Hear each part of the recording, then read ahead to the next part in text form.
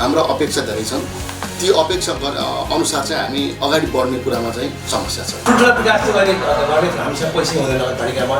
सानातिना कुराहरू विकासहरू कृषि क्षेत्र शिक्षा क्षेत्रका कुराहरूमा हामीले विकास गरेका छौँ। नागरिकमा अलिकति निराशा जो छाइरहेको छ त्यसले एउटा भ्याकुम, त्यसले एउटा रिक्तताको कारणले गर्दाखेरि फेरि अरू राजनीतिक दुर्घटना राजनीतिक समस्याहरू आउने।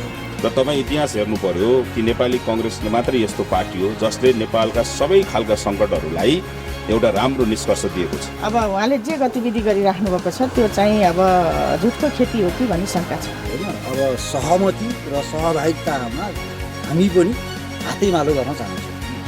विद्रोही भूमिका होइन कि हरेक अब यसले बनाएको नगर सरकारले बनाएको बजेटहरूमा कानुन बनाउन 3 वर्षसम्म कानुन बनाउन नसकेको चाहिँ राज्यले अब कसरी यसको समाधान गर्ला भन्ने हामीलाई विश्वास छ। हामी जनताको बीचबाटै यो तल भुइँमै बसेर काम गरिरहेको कार्यकर्ता भएको हिसाबले हाम्रो अनुहारलाई यहाँका आम जनसमुदायले एउटा प्रिय सामाजिक कार्यकर्ताको रूपमा लिनुभएको छ।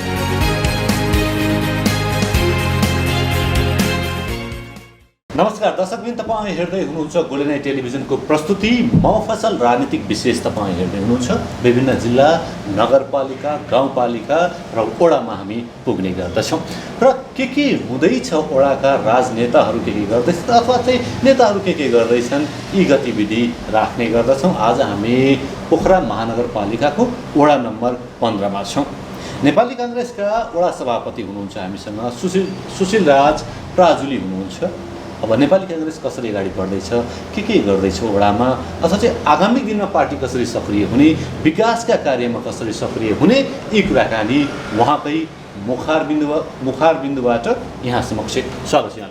धन्यवाद भाइ, धेरै धन्यवाद। गोल्डन आई टेलिभिजनलाई पनि आभार एवं धन्यवाद व्यक्त गर्छु। आराम हुनुहुन्छ? हजुर। पार्टी कस्तो छ? पार्टी ठिक छ। देश जनताको लागि पर्ने पार्टी हो। स्वाभाविक हो, अब धेरै जनताले रुचाएको पार्टी नेपाली काङ्ग्रेस हो। तर वडा नम्बर 15 मा देखिएन नि त जनताले रुचाएको चुनावी प्रक्रियामा।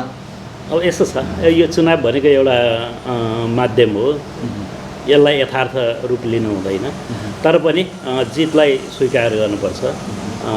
जसले जित्छ उसले चाहिँ काम क्रियाहरू प्रदर्शन गर्ने हो, आफ्नो गतिविधिहरू देखाउने हो, आफ्नो पार्टीको नीति नियमलाई चाहिँ छर्लङ्ग बनाउने प्रयास गर्ने हो।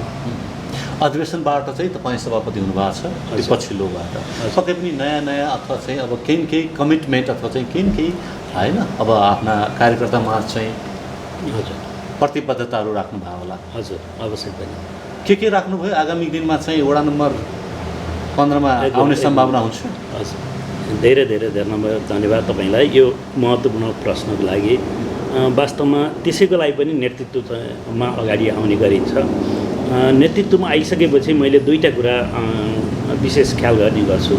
एउटा सही हस्तान्तरण गर्ने कुरा जो पछिल्लो समयमा हुन्छ र वर्तमान समयमा नेतृत्व लिइरहेको समयमा धेरै राम्रा कामहरू यो वडाका जनताको हितमा हुने कामहरू गर्नुपर्दछ। त्यसको लागि म प्रतिबद्ध भएर आएको अवस्था हो। त्यसैमा पनि 15 नम्बर भनेको केही विकास भइसकेको अवस्था, केही अझ बाँकी रहेको अवस्था। अब यो विकास भनेको सधैँ निरन्तर हुने प्रोसेस पनि हो। जति गरिरहे पनि अझ बाँकी रहन्छ, नयाँ तरिकाले गर्न सकिन्छ। यो चाहिँ मैले सम्भावना देखेको छु। यो सामान्य भन्ने गरिन्छ नि, आधारभूत आवश्यकताका विषयहरूलाई हामीले विशेष ख्याल गर्नुपर्छ। त्यसपछिका नयाँ मोडलहरू हामीले ल्याउनुपर्छ जनताको माझ, जनताको रोजगारको लागि, जनताको चित्त बुझ्ने कार्यका लागि। त्यो भनेको जस्तो बाटो घाटो बत्ती पानी भनेका यी आधारभूत हुन् पक्कै। अब त्योभन्दा पृथक भनेको चाहिँ जनताहरूको आवश्यकता भनेको मन जित्ने हित हुने काम भनेको रोजगारको कुरा सिर्जना गर्नु पर्यो। वार्ड नम्बर 15 को समग्र आर्थिक विकास हुनु पर्यो। सँगसँगै यहाँका जनताहरूले चाहिँ देशको जीडीपीलाई चाहिँ टिवा पुर्याउन सकौँ, देशको अर्थतन्त्रलाई सहयोग गर्न सकौँ भन्ने योजना ल्याउनु नि आफैमा फरक कुरा हो, महत्त्वपूर्ण कुरा हो। म त्यही पक्षमा छु, त्यही पक्षमा लाग्दछु। कतिपय कुराहरू यो पार्टीगत हिसाबले हेर्दा कतिपय सेक्रेसी मेन्टेन गरेर पनि आफ्नो कार्ययोजनाहरू लिएर जाने हो। जब लैन्छ त्यो बेला चाहिँ प्रष्ट गरेरै लैन्छ, जनताको माझबाटै अगाडि बढाउने गरिन्छ। म त्यही स्ट्राटेजिजमा छु, त्यही रणनीतिमा छु। थोरै पार्टी कुरा गर्न चाहन्छु। 15 नम्बर वडामा चाहिँ कसरी समावेश गर्नुभएको छ? युवालाई चाहिँ ल्याउनु भएको छ हजुर पार्टीभित्र अथवा चाहिँ नेतृत्वमा चाहिँ? एकदम अवश्य पनि होइन। युवाहरू जब कुनै पनि पार्टीमा सक्रिय हुन सक्दैनन्, मलाई लाग्छ विकास र देश उन्नति वडाको विकास असम्भव छ। किनभने युवाहरूको शक्ति बल भनेको ठुलो कुरा हो। तिनीहरू भोलिका कर्णधार हुन्। तिनीहरूको सोच, तिनीहरूले चाहेको कुरा के हो त्यसलाई हामीले प्रष्ट बुझ्नुपर्छ र सही किसिमले बुझ्नुपर्छ। कतिपय युवाहरू नबुझेको अवस्थालाई पनि बुझाउनुपर्छ। अब यही प्रसङ्गमा भन्नुभयो युवाहरूको पार्टिसिपेसन कस्तो छ नेपाली काङ्ग्रेसमा भनियो भने हामीसँग तरुण दल छ। तरुण दल मात्रै होइन, त्योभित्र हामी प्रत्येक कार्य समितिमा पनि अधिकांश चाहिँ युवाहरू छन्। भर्खरको 25-26 वर्षको सचिवै हुनुहुन्छ। म सभापति छु, सचिव भर्खरको हुनुहुन्छ। अधिकांश युवाहरू चाहिँ कार्य समितिमा हुनुहुन्छ। यो भनेको सभापति र सचिव युवा एउटा त्यही छ भनेपछि अब पार्टी कस्तो तरिकाले हाँकिन्छ भन्ने कुराहरू चाहिँ छर्लङ्ग हुन्छ। तपाईँलाई उदाहरणको रूपमा निजकै कुरा गर्ने हो भने पनि कुनै पनि बेलामा फोन गर्यो ल यो काम गर्नु पऱ्यो भन्ने हो भने एकदम तुरुन्त त्यही कुरा हेर्दै वृद्ध अवस्थाको मान्छे भएको भए, 50 काटेको मान्छे भएको भए हुन्छ नि त गराउँला नि त, तपाईँले गर्नुहोस् न, तपाईँ सभापति भन्ने हुन्थ्यो भने त्यो चाहिँ छैन। अनि मेरो सबभन्दा सैद्धान्तिक पक्षमा म के कुरामा अडिग छु र मैले काउन्सिलिङ गर्ने, मैले सिकाउने, मेरो टिमलाई भन्ने कुरा के हो भन्दाखेरि सधैँ टिम वर्क मैले फलो गर्छु। जहाँ टिम वर्क फलो हुँदैन त्यहाँ बिग्रन्छ।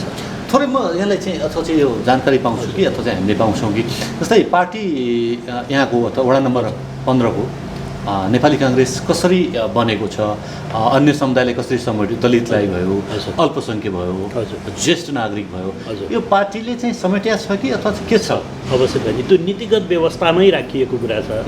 जस्तो तपाईँले भनेकै प्रसङ्गमा अल्पसङ्ख्यकको हकमा पनि जातीय को पनि पार्टिसिपेसन हुने नै भयो।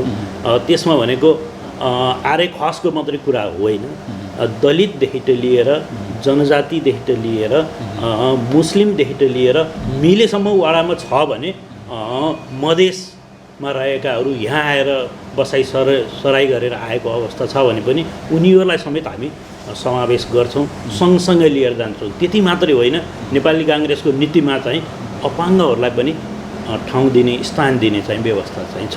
त्यही अन्तर्गत हामीले त्यस्तै कमिटी बनाएका छौँ। त्यसमा सबैजना महिलाहरू पनि हुनुहुन्छ, धेरै नै हुनुहुन्छ। युवाहरू मैले अहिले भनिसकेँ धेरै नै हुनुहुन्छ। महिला कुरा ठ्याक्कै भन्नु बडा रोचक प्रसङ्ग अथवा चाहिँ राम्रो मिठो कुरा उठाउनु भयो। 33 वडामा चाहिँ एकजना अध्यक्ष मात्र भेट्यौँ हाम्रो यो दौडमा चाहिँ होइन। हजुर। अब चाहिँ नेपाली काङ्ग्रेसले जन्माउँछ यसरी चाहिँ वडामा चाहिँ वडा अध्यक्ष अथवा चाहिँ त्यसरी नेपाली काङ्ग्रेसले दिन्छ? होइन, अवश्य दिनुपर्छ। किन भन्दाखेरि यहाँ पुरुषले मात्रै नेतृत्व गर्न सक्छ भन्ने कुरा चाहिँ मलाई लाग्दैन। सक्षम त आफूले विकास गर्ने हो, नेतृत्व आफूले विकास गर्ने हो। पुरानो पार्टी पनि हो नि होइन, हो नि, सत्ता खाइखेलेको होइन, हजुर, थुप्रै कुराहरू बुझेको। हजुर। अनि महिलालाई चाहिँ अरूले चाहिँ अगाडि दिने, कम्युनिस्टहरूले अगाडि दिएको अवस्था पनि देखिन्छ। यहाँ कता कता हामी चुक्या हो, नेपाली काङ्ग्रेस चुकेको मलाई किन लाग्दैन भन्दाखेरि मेरैमा कुरा गर्ने हो भने पहिला तपाईँले नेतृत्व लिनुहोस् न भनेरै हामीले सुरु गरेको। किन भन्दाखेरि 15मा हामी सधैँ त्यही गर्छौँ। त्यो किन भन्दाखेरि महिलाहरूलाई अगाडि बढाउँदा एउटा शोभनीय हुन्छ, एउटा सम्मान हुन्छ, सँगसँगै उहाँहरूलाई नेतृत्व विकास गर्नलाई हामी पछाडि बसे पनि हामी उहाँहरूको पनि सँगसँगै अगाडि बढाउन सक्छौँ भन्ने मनसायका पनि हाम्रो चाहिँ सधैँ रहेको छ। त्यस कारणले पनि अति मिठो विचार। हजुर, त्यस कारणले पनि हामी महिलाहरूलाई मिटिङमै आउनु भएन भने पनि हामी पुरुषलाई भन्दा महिलालाई बढी आउनुहोस् नआउनुहोस् भनेर हामी फोन हामी गर्छौँ। यो हाम्रो बानी नै बनिसकेको छ। अनि त्यो नै भनाइ एउटा रह्यो होइन, गराइ एउटा रहन्छ। जस्तै हामीमा डर छ अथवा चाहिँ प्रत्येक पार्टीमा, यो मैले नेपाली काङ्ग्रेसलाई मात्र भनेन, प्रत्येक पार्टीमा एउटा डर हुन्छ जस्तो लाग्छ कि महिला हाल्ने हो कि अथवा चाहिँ महिलासँग म पो हार्ने हो कि भन्ने यो एउटा चाहिँ डर हुन्छ? त्यो हुँदैन होइन, त्यो राख्नै हुँदैन। मलाई त त्यो लाग्दैन। किन भन्दाखेरि महिला पुरुष बराबर होइन, त्यस्तो हुँदैन, त्यो राख्नै हुँदैन। महिलासँग किन लड्ने त्यो भन्ने कुरै होइन। चुनावको मैदानमा, नेतृत्वको मैदानमा अझ प्रष्ट भन्नुपर्दा त्यहाँ महिला भनेर डोमिनेट गर्ने, पुरुष भनेपछि आइजा भन्ने त्यो होइन। बरु सकिन्छ अलिकति लिबरल महिलाप्रति भएर बरु नेतृत्व दिन सकियो भने बल्ल राम्रो विकास हुन्छ। जुन पछिल्लो समयमा चाहिँ देखिया छ नेपालमा, यो राम्रो पक्ष हो। अब त्यसपछिको विकास हुने कुरा त स्वयं निजहरूको कुरा मलाई लाग्छ। यो नेपाली काङ्ग्रेसलाई केन्द्रमा पनि एउटा चाहिँ केन्द्रका होइन त्यो आरोप पनि लाग्ने, अनि स्थानीय स्तरका नेतालाई पनि एउटा आरोप लाग्छ सुतिराख्ने नेपाली काङ्ग्रेस होइन, प्रतिपक्षको भूमिका पनि निर्वाह नगर्ने भन्ने चाहिँ यो आरोप लाग्छ। अब यहाँ चाहिँ वडा नम्बर 15 मा चाहिँ के हुन्छ यसको अवस्था? होइन, एकदम राम्रो प्रश्न गर्नुभयो। वास्तवमा अरू धेरै गर्नु छ भनेर लागेका हुन्छन्। सबै पार्टीहरू त्यही नै हो उनलाई, भए तापनि अलि सुस्त पार्टी चाहिँ क्रियाशीलमा सुस्त भनेको होइन, अलि सजिलो सरल किसिमको पार्टी भनेको चाहिँ नेपाली काङ्ग्रेस भएको हुनाले पनि यसमा चाहिँ अलि हाटहुट बुडुङ अगाडि बढ्ने कुराहरू चाहिँ अलिक कमै हुन्छ। एकदम बुझेर, एकदम संयमी भएर, धैर्यता अपनाएर अगाडि बढ्ने भएको हुनाले झल्यास हेर्दा त्यो चाहिँ देखिएको कुरा चाहिँ मैले अनुभव गर्छु।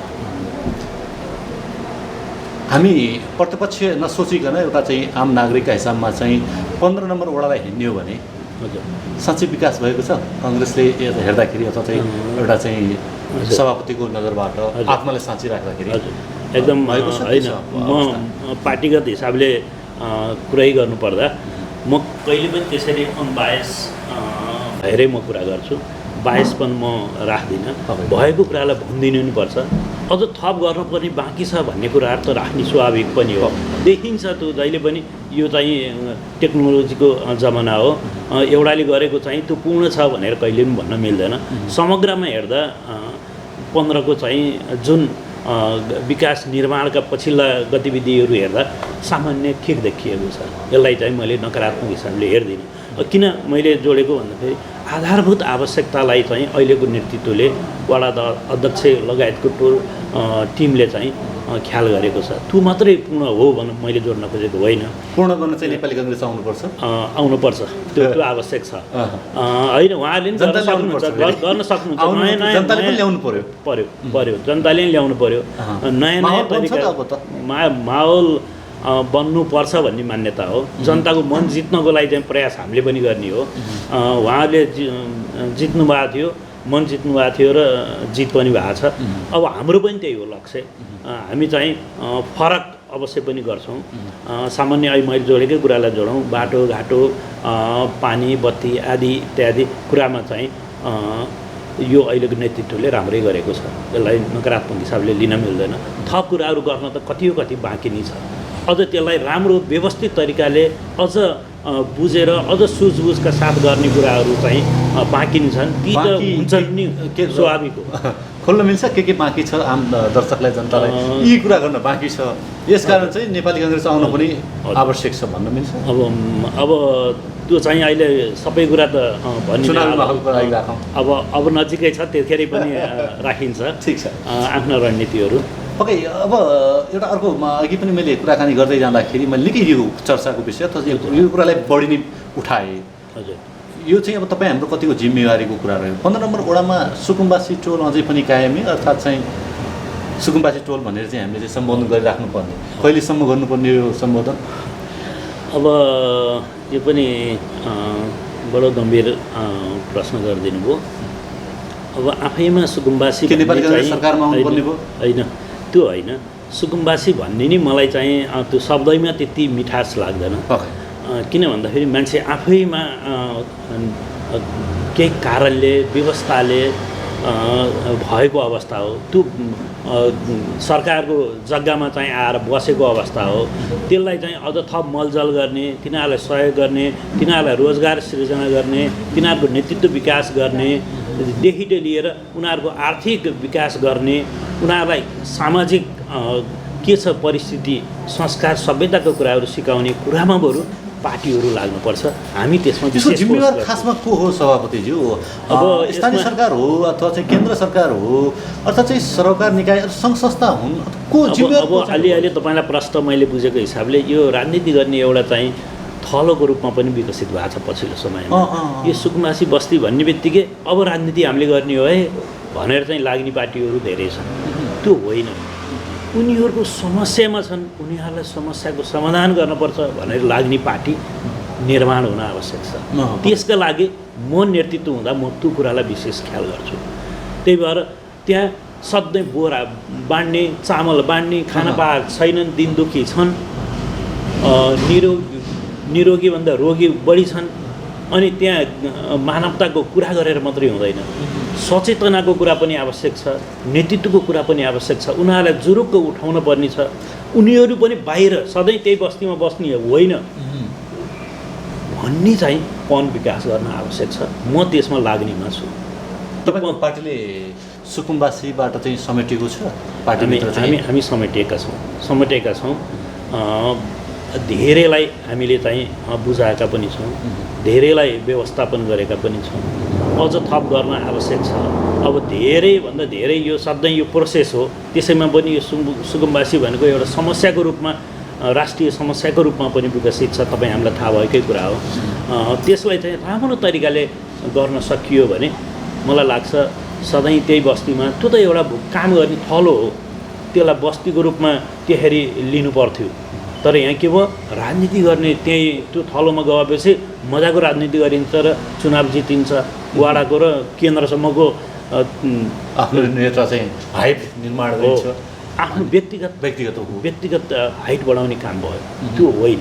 सधैँ अस्तिको 2000 सालदेखि त लिएर अहिले हेर्दा अझै पनि 21सम्म 22सम्म आउँदा झन् घट्ला भन्दा कति बढेको, अझै जग्गा बाँड्नु पर्ने भन्ने चाहिँ आएको छ। यो गलत छ मेरो विचारमा। तपाईँ अभिभावक पनि हुनुहुन्छ, वडा नम्बर 15को अथवा चाहिँ अब नेपाली काङ्ग्रेसको सभापति पनि हुनुहुन्छ। अब यहाँको शैक्षिक अवस्था कस्तो छ? शैक्षिक शिक्षा सबैले समान तरिकाले पाउनुपर्छ, समान शिक्षा पाउने हो कि होइन, के हो यहाँको विचार? वास्तवमा शिक्षा स्वास्थ्य भनेका कुराहरू मेरो विचारमा निःशुल्कै हुनुपर्छ भन्ने मलाई लाग्छ। अब यो अहिले नयाँ युगमा नयाँ तरिकाका टेक्नोलोजी सहित आउँदा केही पैसाहरू खर्च हुन्छन्। राम्रो पढाइ गर्नको लागि, राम्रो संस्कार, राम्रो स्कुलिङको लागि चाहिँ अलिअलि खर्च हुन्छ। त्यही खर्च आफ्नो विद्यार्थी आफूलाई गच्छे नभए तापनि अभिभावकले किन त्यो गरिरहेका छन्, फी तिरेर बोर्डिङ स्कुलमा किन पढाइरहेका छन् भन्दाखेरि आफ्नो छोराको भविष्यको लागि गरेका छन्। यो सरकारको दायित्व, यो चाहिँ राष्ट्रिय दायित्व हो।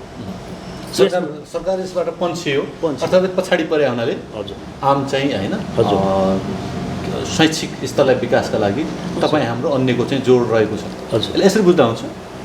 यसलाई अन्य भन्दा पनि शैक्षिक शिक्षा प्रेमी अर्थात् चाहिँ शिक्षा विकास हजुर आवश्यक छ।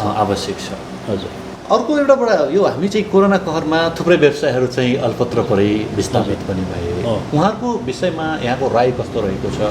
उहाँलाई स्थापित गर्न के गर्नु पर्यो? अनि किनभने एउटा चाहिँ नेपाली काङ्ग्रेसको तपाईँ होइन अब यहाँको चाहिँ भोलिको चाहिँ उम्दा हजुर खेलाडी होइन त्यो पनि हो, अभिभावक पनि हुनुहुन्छ हजुर होइन, शैक्षिक क्षेत्रमा पनि तपाईँको त्यस्तै नेतृत्व रहेको छ भने व्यावसायिक हिसाबले चाहिँ अथवा चाहिँ व्यवसायहरूलाई चाहिँ कसरी हेर्नुहुन्छ, कसरी स्थापित गर्ने? दुःखको कुरा हो। वास्तवमा कोरोना कहर व्यवसायीहरूलाई सबभन्दा मर्कामा पारेको छ। त्यसैमा पनि पर्यटन व्यवसायलाई बढीभन्दा बढी मर्कामा पारेको छ। त्यसपछिको दोस्रो भनेको रेगुलर रेस्टुरेन्ट व्यवसाय चलाउनेहरूलाई, दैनिक केही व्यवसाय गरिरहेकाहरूलाई खाद्यान्नको बाहेक, खाद्यान्न त लिने नि जसरी भए पनि लिनुपर्ने अवस्था हो। नत्र विशेष गरेर नेपालको एउटा महत्त्वपूर्ण पक्ष आम्दानीको स्रोत, अर्थतन्त्रलाई विशेष टेवा पुर्याएको भनेको पर्यटन व्यवसाय हो। पर्यटन व्यवसायलाई सरकारले अलिकति नजरअन्दाज गरेको हो कि भन्ने मलाई व्यक्तिगत लागेको छ। यसमा मेरो चाहिँ के धारणा हो भन्दाखेरि यस्ता व्यवसायहरूलाई चाहिँ महत्त्वको साथ हेरिनुपर्छ।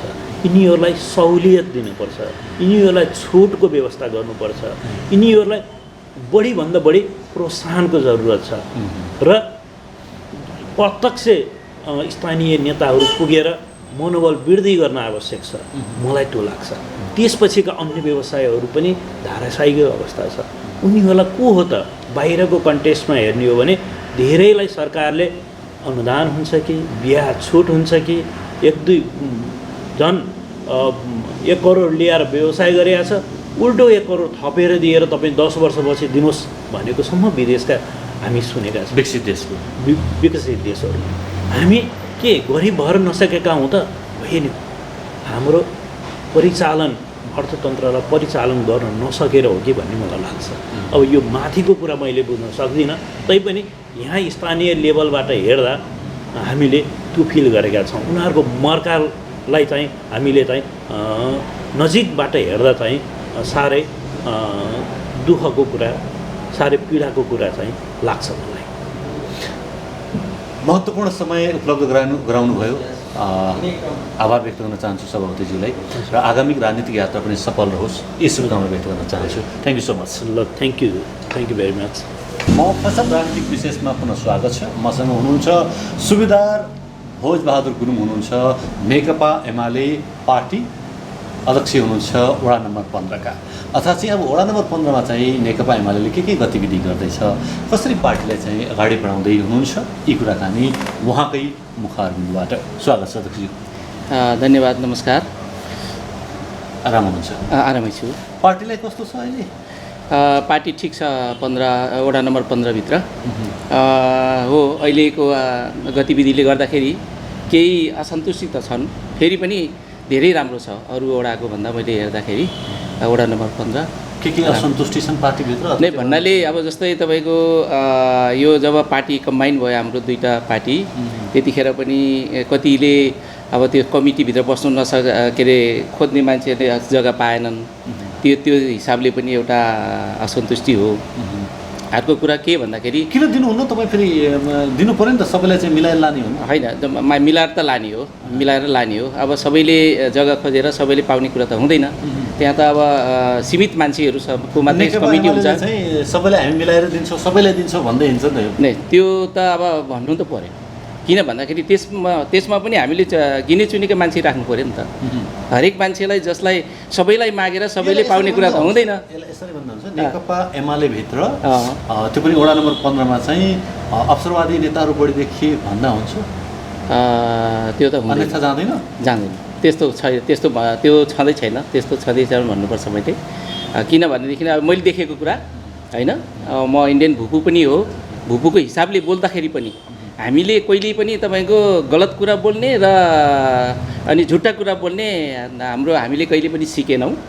जब आफ्टर एसएलसी मैले इन्डियन आर्मी जोइन गरेँ, त्यस पछाडि जति पनि मतलब नेपालमा भएको चुनावहरू, गणतन्त्र घोषणा पछिको सबै चुनावहरू मैले एटेन्ड पनि गरेको छु। त्यो चाहिँ अवसरवादी भन्नु त एउटा भन्ने मान्छेले भनिरहन्छन् होइन, तर त्यस्तो होइन। हेर्दाखेरि अब हामीले अवसरवादी किनभने व्यक्ति विशेष होइन नि। ठिक छ, हामी त खास गरेर पार्टी हेर्ने हो। ठिक छ। वडा नम्बर 15 मा यहाँका 15 का वासीहरूले चाहिँ पत्ते विश्वास गरे होइन, स्थानीय सरकार दिए होइन, सरकार बनाइदिए। आगामी दिनमा सम्भावना छ? सम्भावना छ। कसरी छ भनेदेखि अब हाम्रो अहिलेको स्थानीय तपाईँ एकीकृत हुनुहुन्थ्यो, अहिले चाहिँ कसरी हुनसक्छ? हुनसक्छ। सम्भावना के छ, कसरी देख्नुभयो? अब जस्तै अब हाम्रो नेकपा एमाले पार्टीले होइन, पहिला त अब हामी नेकपा भएर हामी लड्यौँ, फेरि पनि अहिले चाहिँ अहिलेको हालतमा हाम्रो नेपाल कम्युनिस्ट पार्टी नेकपा एमाले अहिले छुटेको हालतमा हामी पुरानै स्थानमा आएका छौँ होइन। र सबै नेपाल कम्युनिस्ट पार्टी नेकपा एमालेकै जनप्रतिनिधिहरू छन्। उहाँहरूले चाहिँ अहिले धेरै राम्रो कामहरू गरेका छन्। जतिखेर हामी भोट माग्दै हिँडेथ्यौँ गाउँमा कुनामा, त्यतिखेरको हालत 15 मा राम्रा कार्यहरू केलाई भन्ने र के राम्रो कार्यहरू? जस्तै वडा नम्बर 15 मा तपाईँको बाटोको विस्तार होइन, पानीको पाइपलाइनहरू बिछेको छ, ठाउँ ठाउँमा कुना कुनामा चाहिँ बाटोहरू बनेका छन्। नेपाली काङ्ग्रेसका चाहिँ अन्य पार्टीहरूले पनि के भन्छन् भने नेपाली काङ्ग्रेस लगायत हामी पुरानो पार्टी त्यो त हामीले पनि होइन, त्यो त यस्तो हो होइन। त्यसमा अहिले चाहिँ कम्युनिस्टहरू अथवा चाहिँ अन्य सरकारले चाहिँ हामीले आफूले चाहिँ क्रेडिट लिइरहेछ भन्ने कुरा पनि त छ नि त।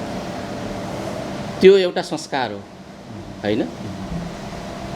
तपाईँ बसेको ठाउँमा तपाईँले भन्नुहुन्छ, म बसेको ठाउँमा मैले भन्छु, त्यो त एउटा संस्कार बनेकै छ नेपालमा होइन र। अब जस्तो अहिले हामीले खनिराखेको बाटो भनौँ न, हामीले देखाएको बाटो, हामीले गरेको गोरेटोको माथि त उहाँहरू हिँड्नु भएको छ नि त, के हिँड्नु भएको छैन? उहाँहरूले खनेको बाटोमा हामी हिँड्यो, त्यसलाई त निरन्तर लाने हो नि त खास गरेर। तर अहिले त काङ्ग्रेस जब सत्तामा आइसके पछाडि के अरे नेपाल कम्युनिस्ट पार्टी नेकपा एमाले गरेको चिजहरूलाई, कामहरूलाई सबै के गरेका छन्, बर्खास्त गरेका छन्। अनि फेरि हामी आफैले गरेको भन्ने त्यस्तो छ र तपाईँको सरकार छ, तपाईँको हुनुहुन्छ अहिले छैन, यहाँ त छैन। त्यही त तपाईँले माथि भन्ने मान्छेले त्यसरी भनिराखेको छ नि त भन्ने कुरा एउटा कुरामा कुरा आउँदाखेरि होइन। अब चाहिँ मलाई यो भनिदिनुहोस् कि अथवा चाहिँ वडा नम्बर 15 का अहिले 4 वर्ष अवधिको चाहिँ सरकारले गरेको कार्य के देख्नुभयो तपाईँले चाहिँ स्थानीय सरकारले गरेको कार्य? स्थानीय सरकारले अहिले हाम्रो 4 वर्षभित्र चाहिँ तपाईँको जति पनि शाखा बाटोहरू छन्, भित्री बाटोहरू छ होइन। जस्तो यो मेन रोड, जतिखेर हामी चुनाव लड्दै गर्दाखेरि यो मेन रोडको हालत कस्तो थियो, यो हामीले मेन रोड बनाएको छौँ। अनि फेरि तपाईँको यो जति पनि यो नालाको माथि हरू हालेछौँ, स्ल्याबहरू हालेछौँ होइन। त्यो पनि 4 वर्षभित्र हामीले त्यो काम सबै गरेका छौँ। धेरै कामहरू गरेको छ। बिचमा हामीले पुलहरू हालेछौँ, शाखा पुलहरू तल है 15 को भित्र। त्यो सबै कामहरू धेरै राम्रो कामहरू गरेका छन्। काम त गरेका छैनन् भन्छन्। अब जहाँ जहाँ तपाईँको अब सबै ठाउँमा त अब एकैचोटि त गर्नु सकिँदैन नि त, स्टेप बाई स्टेप जानु पऱ्यो नि होइन र। तर विडम्बना तपाईँले बाटाघाटा त बनाउनु भयो भन्नुभयो, सुकुम्बासी जहाँको त्यहीँ छ, दलित जहाँको त्यहीँ छ, अल्पसङ्ख्यक जहाँका त्यहीँ छन् होइन। उहाँलाई चाहिँ उहाँको विकासको जिम्मा कसले लिने हो? यस्तो हो, अब विकासको जिम्मा त नेपाली काङ्ग्रेसलाई छोडिदिनु भएको छ अथवा नेकपा माओवादी? नेपाली काङ्ग्रेसले छोडेर नेपाली काङ्ग्रेसले गर्ने भए त पहिल्यै गर्थ्यो होला नि त। त्यसले सुकुम्बासी आयोग जब अहिले खडा गरेको थियौँ हामीले, त्यो उहाँहरूले खारेज कसरी गर्नुभयो? अहिले फेरि होइन, पहिलाको चाहिँ कानुन सम्वाद भएन, अहिले हामी कानुन सम्वाद त्यसलाई खडा गर्दै फेरि त्यसलाई सुचारू गर्दैछौँ भनेर किन भन्ने? र हामीले जो मलाई त्यो केन्द्रको कुरा भन्दा अब केन्द्र यहाँको कुरा पनि त्यही नै हो। मलाई वडाको कुरा के भनिदिनुहोस् भने यहाँ अब चाहिँ कहिलेसम्म हामीले सम्बोधन गर्ने सुकुम्बासी भनेर अथवा कहिले अन्त गराउनुहुन्छ अथवा चाहिँ नेपाली अब नेकपा एमाले यो चाहन्छ कि चाहँदैन यहाँको पार्टीले? नै नेकपा एमाले त कुरा के अरे काम गरिराखेको छ नि त सुकुम्बासीको उसमा त होइन र। अब हामी कतिपटक वहाँ जान्छौँ, उहाँहरूसँग के अरे मतलब कुराकानीहरू गर्छौँ, भोटर भन्नलाई चाहिँ भोट ब्याङ्क भन्छन्, त्यो सबैले हो। नेकपा एमाले मात्रै होइन, काङ्ग्रेसले पनि त्यही भन्छ, समाजवादीले त्यही भन्छ होइन। त्यो त सबैको एउटा के अरे मतलब एउटा बाटो बनेको छ, केन्द्र बनेको छ त्यो भन्नुको लागि होइन। उहाँहरूको सम्बोधन त हामी दिनदिनै जान्छौँ, उहाँहरूसँग भला कसरी गर्छौँ, के छ कसो छ भन्ने कुरा होइन। अब हामीले तपाईँको यता बाटोहरू मतलब विस्तार गरेका छौँ। अब हामीले बिचमा यो पटनेरीको तल ओह्रालोसम्म झारिएको छ। बाटोघाटो मात्रै हो कि अन्य पनि हो? शैक्षिक पनि होला, शैक्षिक होला, महिलाका विकासका कुराहरू होला नि? सबै गरेका छन्, सबै गरेका छौँ हामीले। किन के गरे 33 वडामा चाहिँ एउटा वडामा मात्र के अरे महिला अध्यक्ष पाइएको छ अनि पाइएकै छैन। यहाँ पनि के अरे त्यो कानुनले दिए बाफत त्यो महिला दलित सदस्य एउटा र दलित सदस्य एउटा खुल्लामा लड्नै दिनुभएको छैन। अब कहिले दिने हो खुल्लामा लड्न दिने कि नदिने? वडा नम्बर 15 मा आगामी दिनमा हामी महिलालाई सम्बोधन गर्न पाउने कि नपाउने के हुने हो? के हुने नेताजी? त्यो पाइन्छ, मजाले खुल्लामा पनि लड्नु पाइन्छ। तर यस्तो हो, अब यो चिज चाहिँ केन्द्रबाट आउने भएको हुनाले अब ओडाले गर्नुपर्ने कुरा केही पनि भएन होइन। हामीले त के भनेको छु, मैले अहिले के भनेको छु, जस्तो अब हाम्रो अहिले वडा अधिवेशन चलिरहेको छ, चल्नेवाला 6 गते होइन। मैले के भनेको छु भने नेपाली काङ्ग्रेसले तपाईँको मुस्लिम, अल्पसङ्ख्यक, वृद्ध, युवाहरूलाई आफ्नो पार्टीमा अहिले स्थान दिएको छ। तपाईँ हामी हेर्न सक्छौँ भने विभिन्न वडामा चाहिँ भर्खरका युवाहरू चाहिँ सभापति भएका छन्। अब चाहिँ यो वडामा चाहिँ अथवा चाहिँ वडा नम्बर 15 मा हामी चाहिँ युवालाई चाहिँ अध्यक्षको रूपमा पाउँछौँ? अध्यक्ष दिनको लागि हामी तयार छौँ, तर युवा म अध्यक्ष गर्छु भनेर निस्किनु पऱ्यो एउटा कुरा होइन। महिला दिदीबहिनीहरूलाई मैले के भनेको छु भने तपाईँहरू निस्किनुहोस्, सधैँ पछाडि किन बस्नुहुन्छ होइन। सबै हामी सँगसँगै जाउँ अगाडि, तपाईँ पनि आउनुहोस् न, भाइटल फोर्समा आउनुहोस्, भाइटल फोर्समा काम गर्नुहोस् होइन। तब पो हामीले अगाडि बढ्छ। चुनाव लड्नेलाई चाहिँ महिलाले चाहिँ हार्छ, चुनाव चाहिँ जित्नै सकिँदैन, त्यो कमजोर मनुष्य त्यो होइन टिकट नदिने, ओडाइमा टिकट नदिने होइन। त्यो त मैले अघि पनि भने नि त, मैले एउटा संस्कार त्यो बनाएको छ होइन। त्यो संस्कार त यो संस्कार हटाउनुपर्छ भन्ने कुरा हो। त्यो संस्कार हटाउनुपर्छ भन्ने मेरो उद्देश्य के अरे चाहना हो। किन यो केन्द्रबाटै भएको कुरा हो, हामीले तल गरेको कुरा त होइन। त्यही नै तलको पार्टी के अरे मतलब नेताहरूले सिक्छन्, तर त्यो हुनु चाहिँदैन। र हामी सँगसँगै लैजाउँ न, महिलालाई पनि सँगै लानुपर्छ, दलितलाई पनि सँगै लानुपर्छ। हामी त कुनै पनि किसिमको मतलब उसमा चाहिँ तलमाथि नगरौँ, सँगसँगै जानुपर्छ भन्ने मेरो उद्देश्य हो। र अहिले पनि मैले के भनेको छु, म अहिले 63 वर्षको भएँ होइन उमेरले। अहिले मलाई फेरि अध्यक्ष लिनुपर्छ भन्ने एउटा पार्टीको, तर मैले मलाई चाहिँ नराख्नुहोस्, म लिँदिनँ। अब युवा भाइहरूलाई अगाडि लानुपर्छ। अब एउटा सचिव गर्दै हुन्छ खेम थापा होइन, उहाँलाई पनि अगाडि बढाउँ। र अरू पनि युवा भाइहरू छन्, महिलाहरू छन्, उहाँलाई भाइटल फोर्समा राख्नुपर्छ। त्यो चिज चाहिँ गर्नुपर्छ भन्ने कुरा मेरो। तपाईँ सल्लाहकारको रूपमा बस्नुहोस्, युवा आउँछ, युवाले चलाउँछ देश, जोस जाँगर साथ अगाडि बढाउँछन् होइन, विकास हुन्छ, कम्पिटिसन पनि युवा हुन्छ। किन युवालाई अहिले सबैभन्दा जरुरी चाहिँ युवा बिनाको देश विकास हुनु सक्दैन होइन। झन्डा र डन्डामा त कति दौडाउने त्यो हो कुरा। किन भन्दाखेरि अब हो अहिले मलाई अर्को कुरा पनि यहाँ समक्ष जोड्न मन लाग्यो। जस्तै हामी युवालाई भनिरहेछौँ, अनि युवा कतिपय वैदेशिक रोजगारमा जान तयार छन्, कतिपय अब्रोड अर्थात् स्टडीको लागि, त्यो ठिक छ ल स्टडीको लागि, तर यहाँ भएकालाई चाहिँ कमसेकम उद्यमी बनाउन सकिन्छ कि सकिँदैन, अथवा चाहिँ व्यावसायिक बनाउन सकिन्छ कि सकिँदैन। उहाँलाई चाहिँ आवश्यक पऱ्यो पार्टीलाई चाहिँ सडकमा उतार्ने होइन। बरु नेपाली काङ्ग्रेसले गरेको छैन कि जस्तो लाग्छ, के हो अथवा चाहिँ कसो? त्यो त अब सडकमा त देखिँदैन नि त्यति धेरै। त्यो त नेपाली काङ्ग्रेसको अनि पार्टीहरू चाहिँ सडकमै ल्याउने होइन, झन्डा जलाउन तयार हुने, यी त्यो गतिविधिहरूमा चाहिँ बढी सक्रिय कि होइन। गतिविधि व्यावसायिक होइन, व्यावसायिक बनायो भने आर्थिक समृद्धि हुनसक्छ। यी कुरामा चाहिँ पार्टीले ध्यान दिने कि नदिने, स्थानीय पार्टीले ध्यान दिने कि नदिने? एकदम दिनुपर्छ। यो चिजमा दिनुपर्छ एउटा कुरा। बाटोमा उतार्ने भन्ने कुरा या ग्राउन्डमा उतार्ने भन्ने कुरा चाहिँ यो काङ्ग्रेसले उतारेन, एमाले मात्रै उतार्यो त्यो पनि भन्नु एउटा मेरो विचारमा गलत कुरा जस्तो लाग्छ। किन भन्दाखेरि उहाँहरूले जरुरत पर्दाखेरि उहाँहरूले उतार्नुहुन्छ, हामीलाई जरुरत पर्दाखेरि हामीले उतार्छौँ। त्यो त दुइटै लेभलमा हो। जस्तो अब युवा केटाहरूलाई तपाईँले हामी जतिखेर यो चुनावको रेलीमा चेली गर्छौँ, यता सुन्नुहोस्, त्यो एउटा चाहिँ ऊ देखाउनुको लागि हो। त्यो त एउटा जमघाट देखाउनुको लागि यो मान्छे यिनीहरूसँग यति मान्छे रहेछ भने प्रयोग गरिने, त्यस्तो यो गलत हो। फेरि मेरो विचार हो, मेरो गलत हो। किन भन्दाखेरि अब जस्तो रेली गर्छौँ नि हामीले होइन, अब जस्तो रेली गरिन्छ नि, रेली गर्दाखेरि तपाईँको अब केटाहरू भोलि यता दाहिने हातमा जान्छ, के अरे पर्सि फेरि अर्को टाइममा अर्को हातमा जान्छ भन्नुको मतलब अलग अलग पार्टी, सबै पार्टीसँग उनीहरू दौडिराखेका हुन्छ हो। त्यो किन ल तेल हालिदिन्छ अरे, खाना खान दिन्छ अरे, त्यो पनि गलत हो नि त। यो किन गर्ने? त्यही त भन्दैछु, त्यो त गलत हो होइन नेताजी। यसो गरौँ न, उहाँलाई व्यवसायिक बनाइदिउँ, व्यवसाय बनाउनुको लागि ओके होइन। त्यो पनि तेल हाल्न छोडिदिनुहोस्, अर्को चाहिँ मासु भात दिन छोडिदिन्छ, उहाँले के गरौँ? अब त्यो कुरा यस्तो हो, देशमा चाहिँ आर्थिक उत्पादनका लागि उद्योग धन्दा कल कारखाना खोलौँ, त्यहाँ लगानी गर्नुहोस्।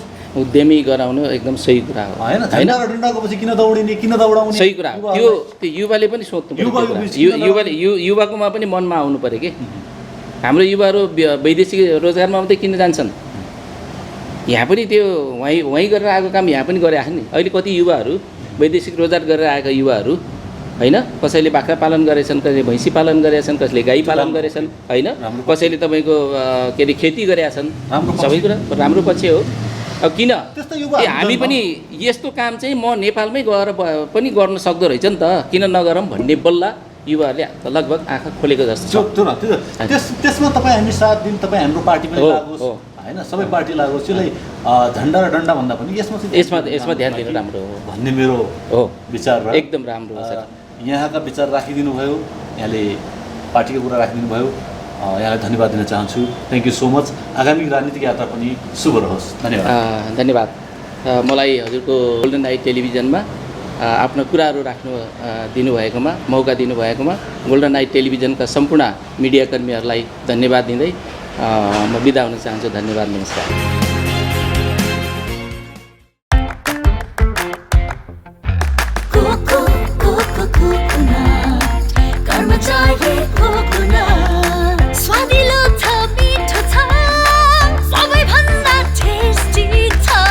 Karmacharya Cocoa, the most delicious coconut biscuits.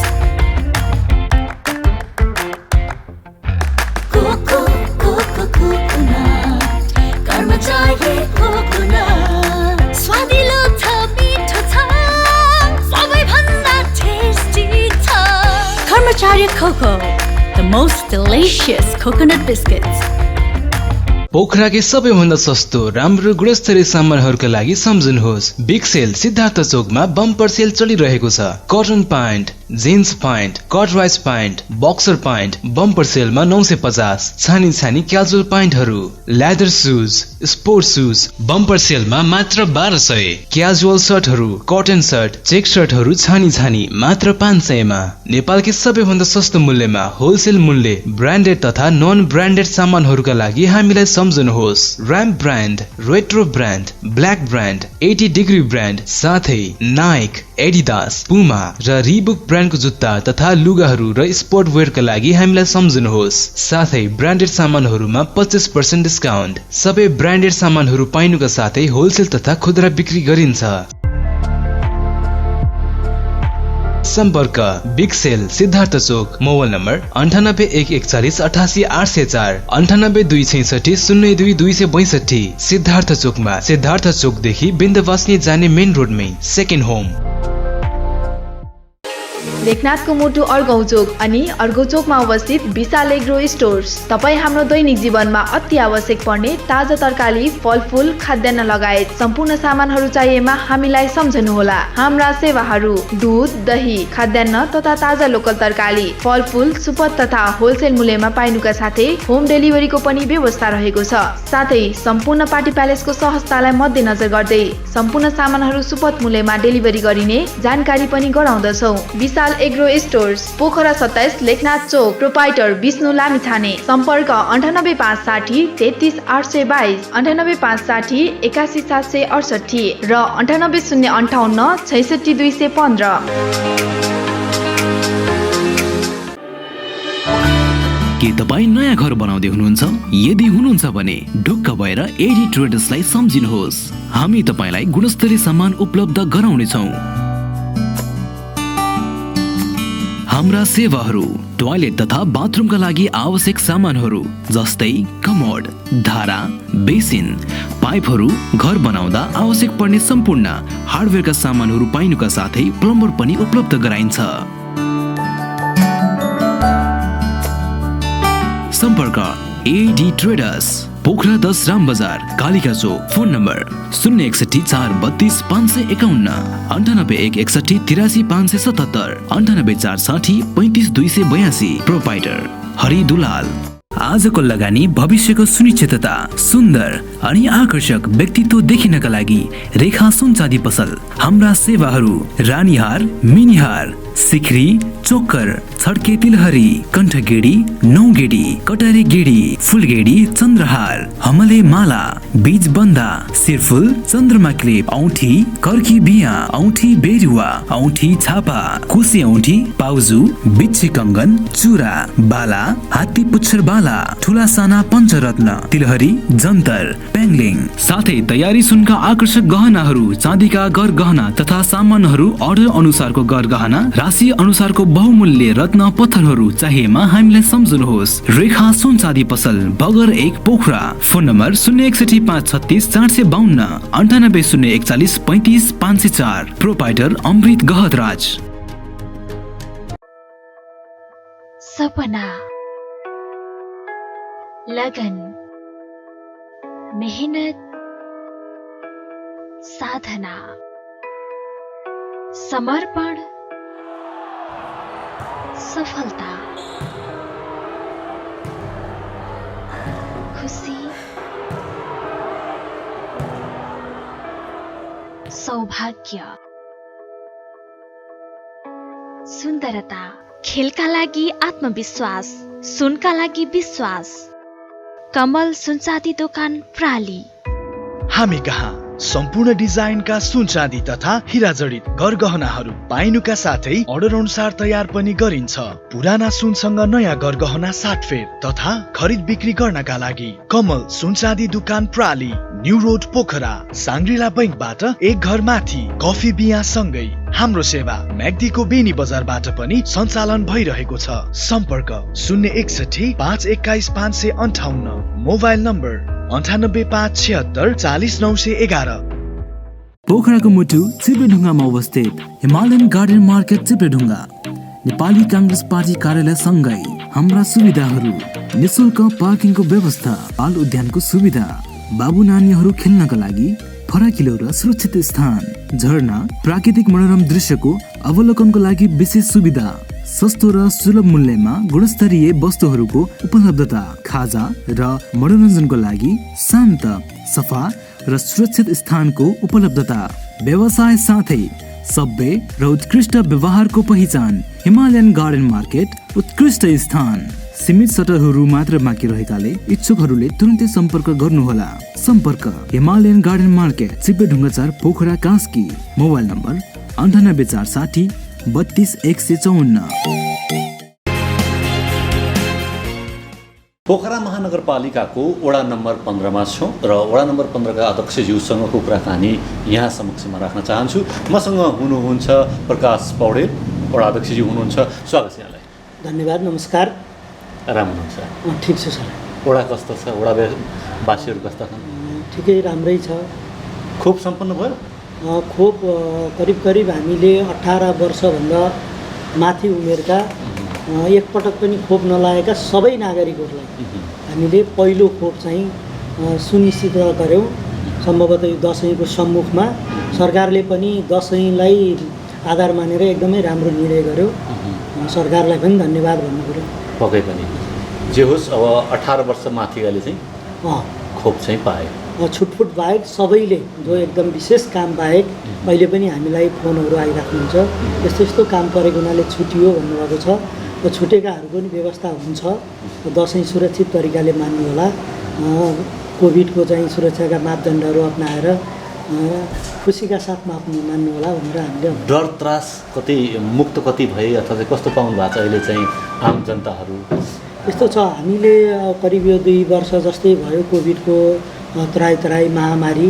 अहिले चाहिँ करिब अब धेरै नागरिकहरूलाई सुरक्षाका मापदण्डहरू अपनाउनको लागि, सचेतनाका विधि प्रक्रियाहरू अपनाउनको लागि हामीले धेरै पटक अनुरोध पनि गऱ्यौँ। विभिन्न सामाजिक सञ्जाल, टोलमा धेरै विधि प्रक्रियाबाट हामीले अनुरोध गऱ्यौँ।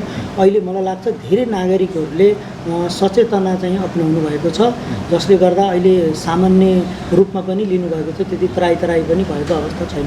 अहिले थोरै सामान्य जनजीवनमा चाहिँ एकदम फर्केको अवस्था चाहिँ छ।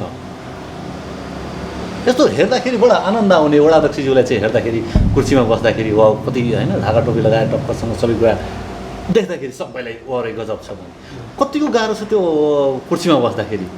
यस्तो छ सर, हिजो हामीले एउटा कमिटमेन्ट गरेर आएका थियौँ। मनमा इमान्दारी, हृदयमा समझदारी, पोखरा महानगरपालिका वडा नम्बर 15 को समग्र विकास परिवर्तन अब हामी जनप्रतिनिधिहरूको त्यो जिम्मेवारी हो भनेर हामीले एउटा प्रतिबद्धता जाहेर गरेर आएका थियौँ।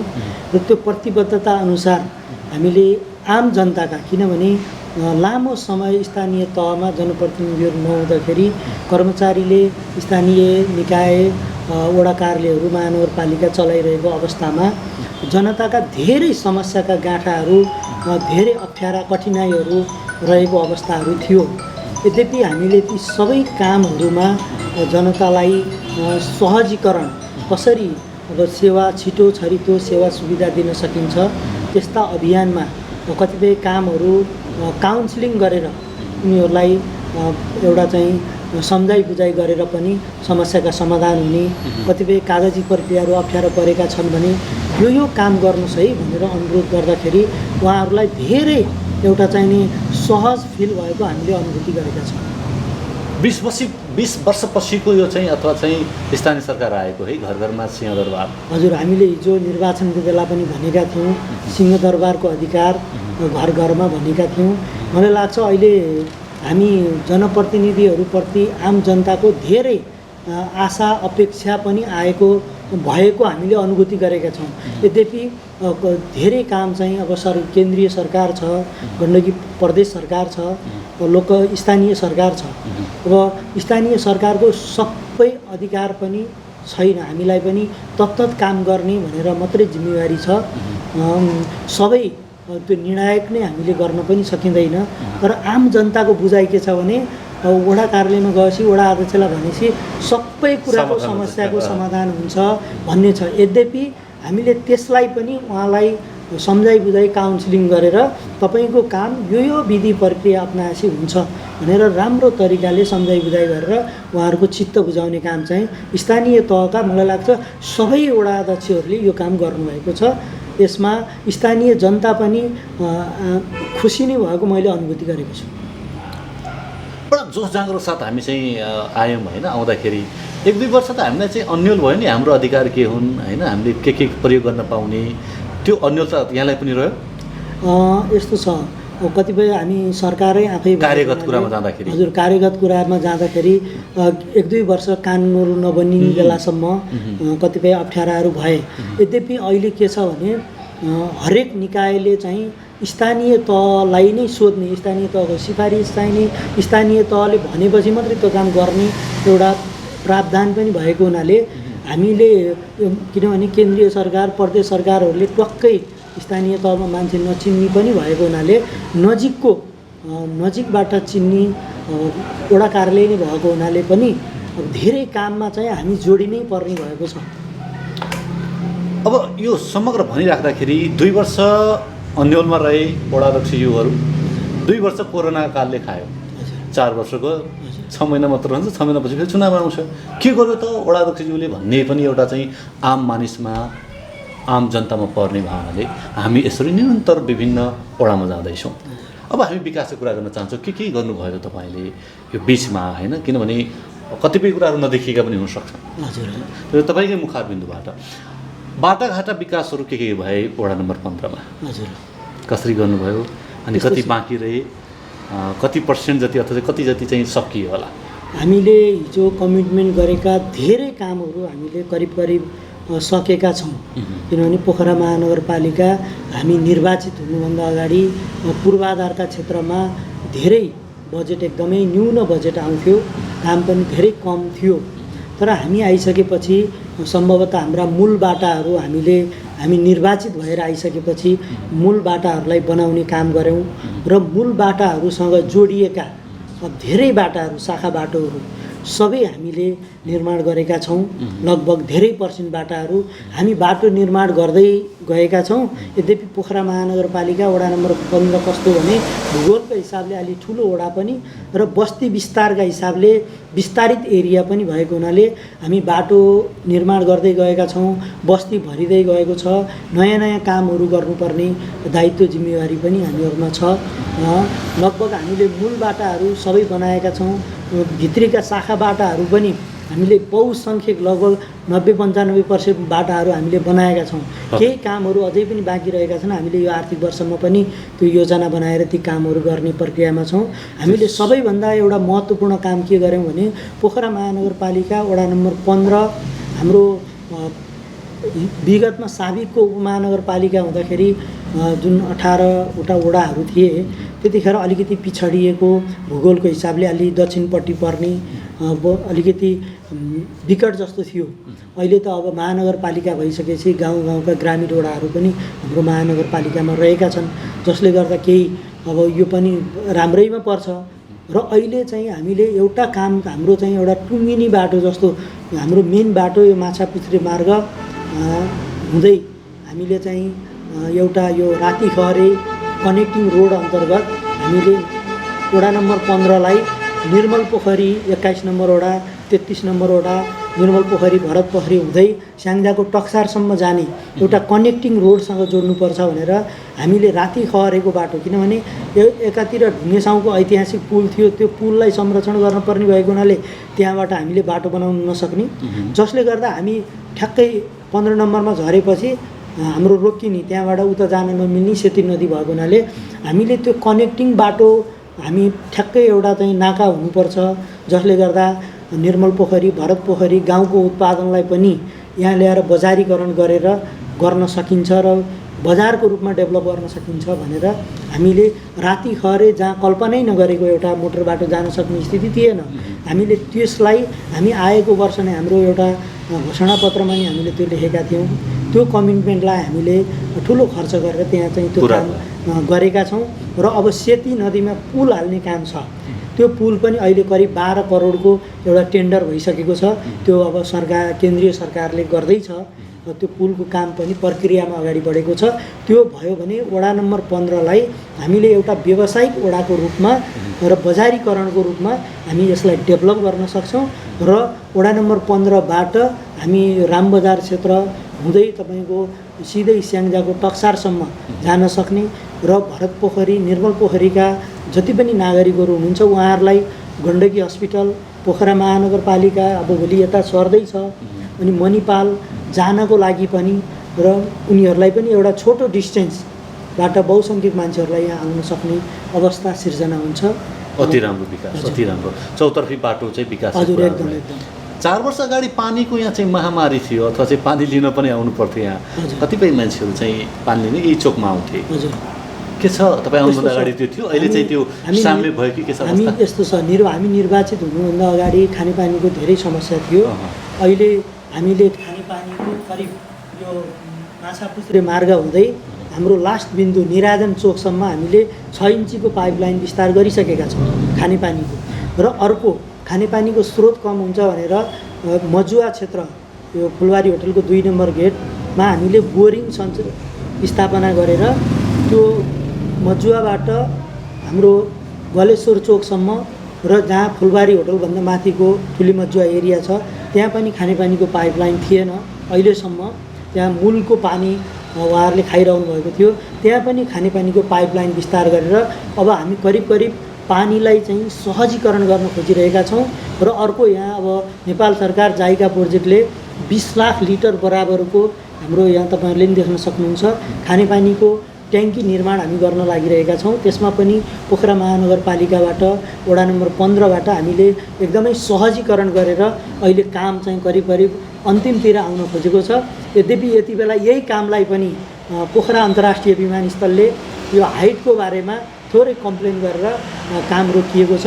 तपाईँको मिडिया मार्फत म पोखरा अन्तर्राष्ट्रिय विमानस्थललाई पनि के अनुरोध गर्न चाहन्छु भने यो बहुसङ्ख्यक नागरिकहरूले खानेपानी भएको हुनाले र चाहिँ त्यतिखेर खानेपानी संस्थानले पनि उहाँहरूलाई सोधेर जाइका प्रोजेक्ट भनेको त एउटा गौरवको प्रोजेक्ट पनि हो। यो ट्याङ्कीलाई चाहिँ सहजीकरण गर्नको लागि अहिले मन्त्रालय स्तरमा पनि कुरा भएको छ। खानेपानी मन्त्रालयको हाम्रो डिजी नै आएर हेरेर जानुभएको थियो, मसँग कुरा गर्नुभएको थियो। झन्डै 35,000 प्लस मान्छेले यसबाट लाभ प्राप्त गर्ने अवस्था रहेको छ। त्यसो भएको हुनाले यसलाई पनि सहजीकरण होस् भनेर तपाईँको मिडिया मार्फत पनि म अनुरोध गर्न चाहन्छु। पक्कै पनि यो खानेपानी कुरा रहे। अब कुरा गरौँ शैक्षिक अवस्था कस्तो छ? हुन त अघि पनि मैले सोद्धाखेरि अहिले चाहिँ यहाँको शैक्षिक अवस्था विकासको क्रम छ भन्ने रह्यो। अब तपाईँकै नजरबाट तपाईँकै मुखारबिन्दुबाट वडा नम्बर 15मा चाहिँ कस्तो छ शैक्षिक अवस्था? सबैले समान स्तरको शैक्षिक यस्तो छ। पोखरा महानगरपालिकामा करिब हामीसँग 15वटा विद्यालयहरू छन्। 15वटा विद्यालयमा एउटा मात्र सरकारी विद्यालय छ, अरू सबै निजी विद्यालयहरू छन्। निजी विद्यालयहरूमा पनि हाम्रोमा एउटा शिक्षा समिति पनि रहेको छ। त्यो शिक्षा समितिको अध्यक्ष पनि निर्देशिकाले वडा अध्यक्षलाई नि तोकेको हुनाले हामी हरेक विद्यालयहरूमा शिक्षा मैत्री वातावरण छ कि छैन, खानेपानीका कुराहरू अनि विद्यालयमा शौचालयका कुराहरू, बालबालिका मैत्री अवस्था छ कि छैन, यी सबै कुराहरूलाई हामीले बेला बेलामा अनुगमन गर्ने कामहरू पनि गरेका छौँ।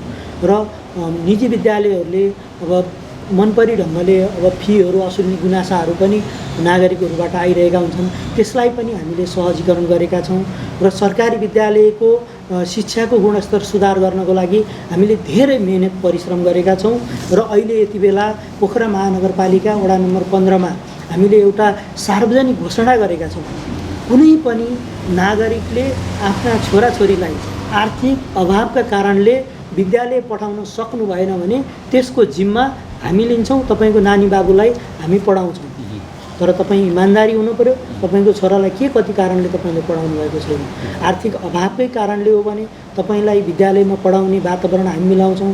त्यहाँ शैक्षिक सामग्रीका कुराहरू हुन्छन्, युनिफर्मका कुराहरू हुन्छन्, विद्यालयमा तिर्ने फीका कुरा, त्यो कुरा हामी गर्छौँ। तर तपाईँ इमान्दार बन्नुहोस्, विकृति विसङ्गतिमा नलाग्नुहोस् भनेर हामी धेरै अभिभावकहरूसँग बसेर पनि कुनै पनि बालबालिकालाई विद्यालयभन्दा बाहिर नराख्नुहोस् भनेर हामीले अभियानै सुरु गरेर कोही पनि बालबालिका विद्यालयभन्दा बाहिर नरहेको अवस्था हामी बाल क्लब पनि गठन गरेका छौँ, बाल संरक्षण समिति पनि रहेको छ र धेरै यस्ता सरकारवालाहरूसँग हामी बेला बेलामा बसेर यस्ता कामहरूमा हामीले सहजीकरण गरेका छौँ र सरकारी विद्यालयमा शिक्षाको गुणस्तर वृद्धि गर्नुपर्छ। आर्थिक अभावले विद्यालयमा विद्यार्थीहरूलाई अप्ठ्यारो पर्यो भने पूर्वाधारका कामहरू गरेका छौँ। म आफै विद्यालयको त्यहाँ एउटा पदक सदस्य भएको हुनाले मैले त्यो अक्षय कोषको थालनी गरेर मैले राम्रै रकम पनि त्यहाँ सङ्कलन भएको छ। त्यो अक्षय कोषबाट हामीले मूलधन कोही कसैले मास्न नपाउने भनेर अक्षय कोष नियमावली बनाएर र मूलधनबाट आउने ब्याजबाट मात्रै गरिब विपन्न परिवारका बालबालिकाहरूलाई छात्रवृत्तिदेखि लिएर शैक्षिक सामग्रीदेखि लिएर उनीहरूलाई के निड्स हुन्छ त्यो कुराको चाहिँ प्रत्याभूति गराउने हामीले त्यो निर्णय गरेका छौँ। पक्कै पनि। अब कुरा राखौँ महिला विकासको कुरा। हजुर, कस्तो छ के ओडाले चाहिँ कार्य गरेको छ महिला विकासका लागि? हेर आइसकेपछि महिलाहरू धेरै आमा समूहहरूबाट टोल विकासबाट धेरै आमा दिदीबहिनीहरूलाई हामीले सहभागिता गरेर महिला सशक्तिकरणका कार्यक्रमहरू गऱ्यौँ। अब यो तालिम गोष्ठीले मात्रै पर्याप्त हुँदो रहेछ भनेर पछिल्लो समय हामीले महिलाहरूलाई सिपसँग जोड्ने, व्यवसायी बनाउने र उत्पादनसँग जोड्ने, उद्यमशीलतासँग जोड्ने यस्ता कुराहरूमा जोड्नुपर्छ भनेर विभिन्न खालका सिपमूलक तालिमहरू विभिन्न हाम्रा सामाजिक सङ्घ संस्थाहरूलाई पनि हामीले अनुरोध गरेर, जस्तो सिप विकास कार्यक्रम तालिम केन्द्र छ उहाँहरूका पनि कार्यक्रम उहाँहरूले पनि वडा कार्यालयमा अनुरोध गर्नुहुन्छ। हामीले प्रत्येक टोलबाट एकदम इन्ट्रेस्टेडहरूलाई उहाँहरूलाई त्यो कार्यक्रममा जोडेका छौँ। हामी वडा कार्यालयले विभिन्न खालका गुडिया बनाउने तालिम, विभिन्न खालका कृषि सम्बन्धी तालिम, कौशी खेतीका तालिमहरू हामीले जस्तो हामीले एउटा एकदमै राम्रो पक्ष के छ भने हामीले लास्ट इयर कोभिड आउनुभन्दा अगाडि हामीले 22 जना वडा नम्बर 15 का एकदमै विपन्न परिवारका यङ भाइहरू जो 20 वर्षदेखि 35 वर्षभित्रकालाई हामीले एउटा ड्राइभिङ सिकाउने त्यो काम गऱ्यौँ र त्यो ड्राइभिङ सिकाएर उहाँहरूले लाइसेन्स प्राप्त गरेर यही बजारमा हाम्रै क्षेत्रमा उहाँहरूले गाडी चलाएर आफ्नो जीविकोपार्जन समेत गर्नुभएको छ। त्यो देख्दा हामीलाई एकदमै हर्ष पनि भएको छ। यसले गर्दा धेरै अहिले हामीले सबै नागरिकहरूलाई भनेका छौँ, अब सङ्घ संस्थाहरूलाई जो हामीलाई सहयोग गर्न चाहनुहुन्छ उहाँहरूलाई पनि हामीले के अनुरोध गरेका छौँ भने अब तालिम गोष्ठी यस्ता कुराहरूमा मात्रै ठुलो रकम खर्च गर्ने होइन, अब नागरिकहरूलाई सिपसँग जोड्ने, व्यवसाय बनाउने, उत्पादनसँग जोड्ने, सानातिना घरेलु उद्योगहरू गर्ने। सरकारले पनि सुखी नेपाली समृद्ध नेपाल भनेको छ। जबसम्म नागरिकहरू आय आर्जन गरेर आफ्नो परिवारलाई एउटा चाहिँ नि शिक्षा दीक्षा राम्रोसँग आय आर्जन गर्न सक्नुहुन्न तबसम्म परिवार सुखी त हुँदैन। हरेक परिवार सुखी भयो भने, हरेक नागरिक सुखी भयो भने बल्ल समृद्ध नेपाल बनाउने हो। अब त्यो दिशातिर जानुपर्छ। अझ टोल विकास संस्था आमा समूहहरूमा हामी कार्यक्रममा जाँदाखेरि हामीले मन्तव्यका क्रममा भनेका छौँ, अब तपाईँहरूका कार्यक्रमहरू पनि अब सिपसँग जोडिने, उत्पादनसँग जोड्ने, महिलाहरूलाई व्यवसायी बनाउने त्यस्ता कामहरू गर्नुहोस्। त्यसको लागि तपाईँहरूलाई अब त्यस्ता सिप सिकाउने ट्रेनरहरू र वडा कार्यालयसँग समन्वय गर्नुभयो भने हामी सहजीकरण गर्छौँ भनेर हामीले कार्यक्रममा पनि भन्ने गरेका छौँ। अहिले कोही नागरिक विशेष गरी विदेश लामो समय बसेर आउनुभएका दाजुभाइ दिदीबहिनीहरू वडा कार्यालयमा आएर अब म विदेश जान्न, हामीले के गर्दा राम्रो हुन्छ भनेर धेरै परामर्शहरू लिनुहुन्छ। हामीले भनेका छौँ तपाईँ कृषिमा लाग्नुभयो भने अहिले सरकारले महिला उद्यमशील कर्जा भनेर तपाईँको 3% 4%मा 15 लाखसम्म लोन दिएको छ। हामीले अहिले धेरै नागरिकहरूलाई त्यस्ता क्षेत्रमा जोडेका छौँ। धेरै अहिले हाम्रो व्यवसाय दर्ता गर्न पनि यहाँ लगभग तपाईँको 2/3 त तपाईँको महिलाहरू नै हुनुहुन्छ। रेकर्ड हेरौँ भने 2/3, किनभने अहिले सबैलाई हामीले यो कुराको प्रचार गरेका छौँ, जसले गर्दा धेरै महिलाहरू पेसा व्यवसायमा आबद्ध हुनुभएको छ र सरकारले दिएको सुविधा पनि उहाँहरूले प्राप्त गर्नुभएको छ। एउटा अर्को समुदाय छ नि, जस्तै हाम्रो चाहिँ जसलाई हामी ससम्मान गर्छौँ ज्येष्ठ नागरिक। हजुर हजुर, के छ उहाँहरूको सुविधाहरू कसरी चाहिँ प्रदान गर्नुभएको छ?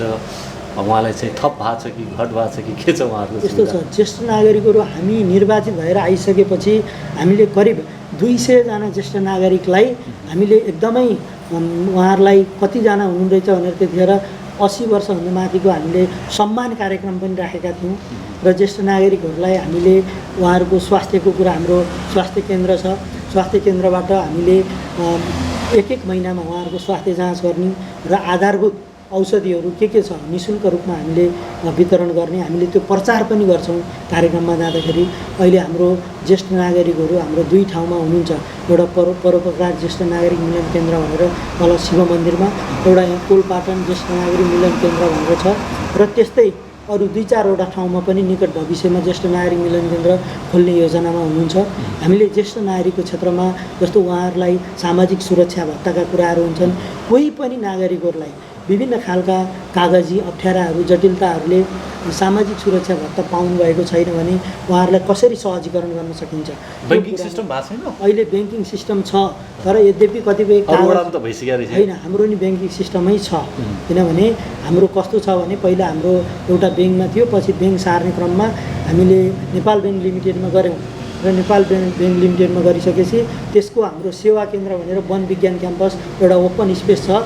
किनभने बजारमा ज्येष्ठ नागरिकलाई जाँदाखेरि सवारी साधनको अलिकति अप्ठ्यारो अभाव भन्दा नि अब यातायातको दुर्घटना हुने अलिकति त्यस्ता कुराहरू जोखिमका हिसाब हुनुभएको हुनाले हामीले वन क्याम्पस वडा कार्यालयको केन्द्र भागमा रहेको त्यहाँ हामीले करिब 10-12 दिन चाहिँ सामाजिक सुरक्षा वितरण गर्छौँ। त्यो वितरण गर्ने क्रममा हामी त्यहाँ गएर हाम्रा जनप्रतिनिधिहरू सबै परिचालन भएर स्वयंसेवकहरू परिचालन भएर हामीले त्यसलाई सहजीकरण गरेर उहाँहरूलाई सहज ढङ्गले प्राप्त गर्ने वातावरण मिलाउँछौँ। तीव्र गतिले कार्य हुँदैछ र अहिले ज्येष्ठ नागरिकहरूलाई एउटा के पनि छ भने सरकारले निःशुल्क स्वास्थ्य बिमा गराएको छ र उहाँहरूको एकचोटि बिमा गरेपछि उहाँहरूको नवीकरण पनि गर्नु नपर्ने, त्यो निःशुल्क रूपमा त्यो अटोमेटिक नवीकरण हुने। हामी यी कुराहरूमा पनि ज्येष्ठ नागरिक सबैको स्वास्थ्य बिमा गराउने, हामीले त्यो काममा पनि हरेक फोरमहरूमा हामी गएर भन्दाखेरि ल है तपाईँहरूको यो अवस्था छ, तपाईँहरूले एकचोटि स्वास्थ्य बिमा गर्नुहोस्, तपाईँहरूलाई पैसा लाग्दैन, निःशुल्क हुन्छ र तपाईँहरूले फेरि नवीकरण पनि गर्नु पर्दैन भनेर उहाँहरूलाई हामीले त्यो सूचना दिएका छौँ। धेरै ज्येष्ठ नागरिकहरू जोडिनु भएको छ। नेपाल सरकारले नै चाहिँ एउटा तोकेको समुदाय अर्को पनि छ, दलित समुदाय। यो समुदायको विषयमा के छ यहाँको राय, अथवा चाहिँ कसरी यो समुदायले विकास गर्न सकिन्छ, वडाले चाहिँ कसरी हेर्छ? यस्तो छ, वडा नम्बर 15मा विपन्न वर्गहरूको बस्ती पनि छ, धेरै दाजुभाइ दिदीबहिनीहरू दलित समुदायको हुनुहुन्छ।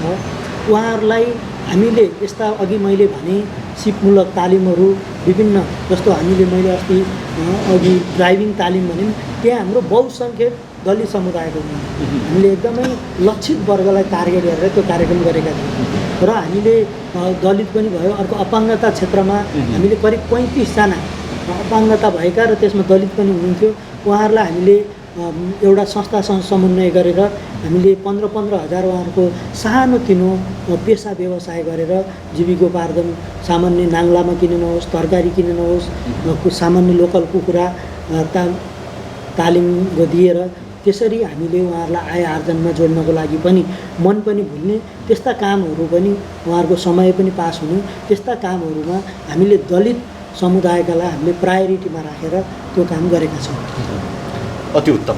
अब अर्को कुरा के राखौँ भने जस्तै चाहिँ यहाँले चाहिँ सबै समग्र विकासको क्रम त राख्नुभयो, यहाँ चाहिँ व्यावसायिक हिसाबमा चाहिँ अब हुनु त कतिको व्यस्तता छ, तैपनि समय कति त्यतातिर दिनुभएको छ।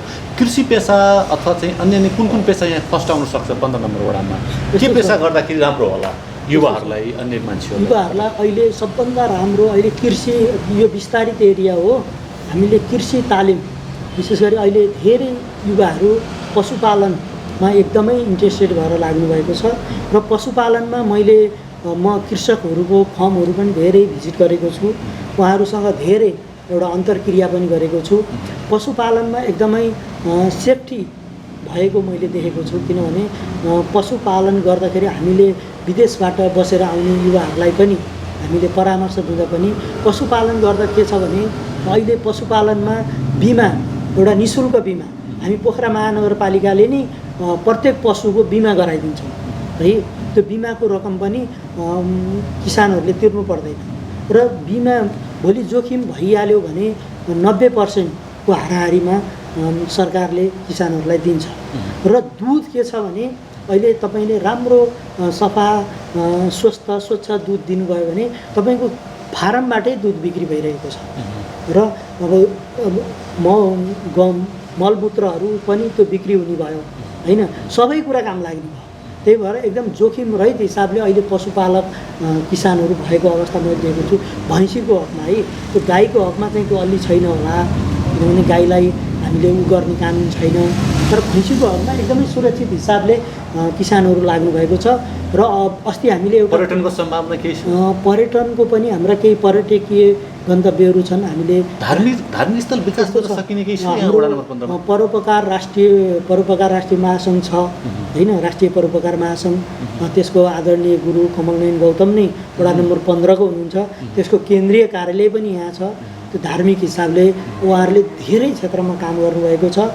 र हाम्रो ऐतिहासिक ढुङ्गे साउको पुल छ, हामीले विशेष गरी पर्यटकीय बनाउनको लागि त्यसलाई पनि त्यो ऐतिहासिक पुललाई संरक्षण गर्ने र यहाँ भएका सेती नदी छ, सेती नदीको फुट ट्र्याक बनाएर त्यसलाई चाहिँ एउटा अवलोकन गर्ने।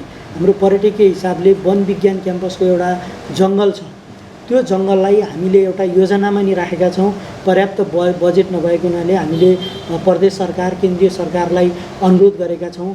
त्यो करिब त्यो वनको वरिपरि हामीले फुट ट्र्याक बनाउने र त्यसको ठिक पारिपट्टि म्युजियम छ, त्यो म्युजियम जोड्ने एउटा झोलुङ्गे पुल बनाएर म्युजियममा आउने पर्यटकहरूलाई वन क्याम्पसभित्र भएको त्यो जङ्गलको एउटा दृश्य अवलोकन गराउन सक्यौँ भने र चाहिँ हाम्रो राति खरायोमा भएका विभिन्न खालका मूल खानेपानीका मूलहरू छन्, त्यसलाई हामीले पार्कको रूपमा डेभलप गरेर पर्यटकलाई चाहिँ हामीले आकर्षित गर्न सक्छौँ। पर्याप्त बजेट अभावका कारणले पनि हामी त्यो काम गर्न सकिरहेका छौँ। यद्यपि हामीले योजना बनाएर प्रदेश सरकार, केन्द्रीय सरकारलाई हामीले पठाएका छौँ। सम्भवतः भोलि त्यो काम हामी गर्नेछौँ। विकासका क्रमहरू भए अब थोरै यहाँको आगामी दिनको कुरा गर्न चाहन्छु। जस्तै के छ सम्भावना अझै वडा नम्बर 15 मा चाहिँ यहाँकै पार्टी आउन सक्ने सम्भावना छ अर्कोचोटि? अब यस्तो जनताको त्यो इच्छा आकाङ्क्षा कस्तो पाउनु भएको छ? यस्तो छ, अब नेकपा एमालेबाट म निर्वाचित भएको हो। नेकपा एमाले अहिले पनि तपाईँको यो मुलुकका राजनीतिक दलहरूमा अहिले पनि एउटा अब्बल पार्टीको रूपमा रहेको छ, किनभने आम जनताले अब यो आम जनताको स्वतन्त्रताको विषय पनि भयो। आम जनताले अब मसिनो गरी अब हेरिरहनु भएको छ। अहिले विशेष गरी एमालेबाट बहुसङ्ख्यक निर्वाचित जनप्रतिनिधिहरू पनि छन्। जनप्रतिनिधिहरूले के कस्तो काम गरेका छन् भन्ने कुराहरू पनि उहाँहरूले एउटा एनालाइसिस मूल्याङ्कन पनि गर्नुहुनेछ होइन। र यो विचारको गुरु पनि भयो, मैले ठ्याक्कै यही भन्न पनि मिल्दैन होइन, तर आम जनतामा एउटा सकारात्मक सोच चाहिँ छ एमालेप्रति। 15 नम्बर वासी अथवा चाहिँ यहाँका जनताले कहाँ देख्छन् अब चाहिँ आगामी चुनावमा, अथवा चाहिँ कहाँ छ यहाँको लक्ष्य उद्देश्य, अथवा चाहिँ कहाँ हामीले चाहिँ पाउँछौँ? यस्तो छ, अब अहिले हामीले ठ्याक्कै त्यो किटान गरेर भन्ने विषय होइन। यद्यपि हामी अहिले एउटै कुरामा समर्पणका साथ लागिरहेका छौँ। जनतालाई हिजो हामीले नेकपा एमालेबाट हामी उम्मेदवार भएर जनताको घर दैलोमा जुन कमिटमेन्ट, जुन प्रतिबद्धता लिएर भोट मागेका थियौँ, त्यो कमिटमेन्ट अनुसार हामीले आम जनताका कामहरू हामीले गरिरहेका छौँ। र जनताले मसिनो गरी जनता पनि अहिले तपाईँहरू जस्तै मिडिया एकदमै सशक्त हुनुहुन्छ, सूचनाबाट मलाई लाग्छ जनताहरू टाढा हुनुहुन्न। उहाँहरूले मसिनो गरी एनालाइसिस गर्नुभयो भने पक्कै पनि जनताले राम्रो नै डिसिजन गर्नुहुन्छ भन्ने मलाई लाग्छ। आभार व्यक्त गर्न चाहन्छु र यहाँको आगामी विकासका यात्राहरू, यहाँको राजनीतिक यात्रा सफल रहोस् यो शुभकामना पनि व्यक्त गर्न चाहन्छु। थ्याङ्क यू सो मच समयको लागि। धन्यवाद। गोल्डन आई टेलिभिजनले पोखरा महानगरपालिका वडा नम्बर 15 मा आएर सबै क्षेत्रका दाजुभाइ दिदीबहिनीहरूको यो विचारहरू राख्ने मौका दिनुभयो, त्यसको लागि तपाईँहरूलाई पनि धेरै धेरै धन्यवाद ज्ञापन गर्न चाहन्छु। दर्शकबिन, आज हामी पोखरा महानगरपालिकाको वडा नम्बर 15 मा थियौँ। 15 मा के कस्ता गतिविधि हुँदैछन् विकासका कुराकानी वडाध्यक्षज्यूबाट राखिसक्यौँ। कार्यक्रम उत्पादनमा सहयोग गर्नुहुने वडाध्यक्ष प्रकाश पौडेलज्यूप्रति आभार व्यक्त गर्न चाहन्छु। यसै गरी कार्यक्रम निर्देशक चिरञ्जीवी भुर्तेलप्रति आभार व्यक्त गर्दै म देवेन्द्र बिदा चाहन्छु। नमस्कार।